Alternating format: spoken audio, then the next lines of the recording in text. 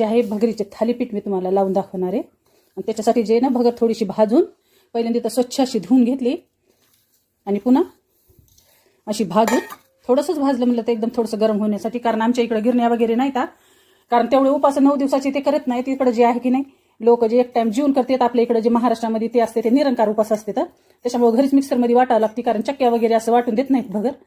तर चला मी आता भगर मस्त अशी भाजून वाटून घेतलेली मिक्सरमधून आणि त्याच्यामध्ये टाकलं हिरव्या मिरच्याचा ठेचा आणि हे जे आहे शेंगदाण्याचं कूट टाकले.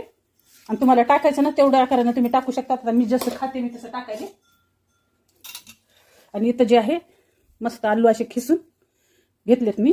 आणि तुम्ही अर्ध्याला अर्धे पण आलू टाकू शकता. आणि कुणी कुणी काय करते उकडून आलू टाकते, पण उकडून आलू टाकण्यापेक्षा तुम्ही आलू असे खिसून टाकले ना की तुमचे थालीपीठ एकदम असे थोडेसे कडक आणि खुसखुशीत होतात. आणि स्वादानुसार टाकलेली मीठ आता जसं तुम्हाला पाहिजे तसं तुम्ही टाकून घ्या. आणि असे आलू खिसून टाकले की नाही की आपले थालीपीठ मस्त असे कुरकुरीत होते. तर आणि शिजून आलून टाकलं ना की थालीपीठ जे आहे ते एकदम असे घट्ट होते तर आणि नरम होते. चला असं पातळच पीठ मी करून घेतले आणि आता ह्याची थालीपीठ घेते मला कढईमध्ये लावायची, तेव्हाच असे कुरकुरीत मस्त होतात. तर चला पॅन घेतले, पॅनला तेल लावून घेतले मी आणि मध्ये जे आहे ते आता असं टाकून घेणार आहे. थोडंसं पाण्यात हात लावून असं पातळ करून घ्यायचं आपण थालीपीठ ठेवायचं आपल्याला गॅसवर. तर चला मी गॅसवर ठेवले. आता मस्त ह्याला कुरकुरीत भाजून घ्यायचं. हे जे होल आहेत ना त्या होलामध्ये पण आपल्याला असं तेल सोडून घ्यायचं आहे.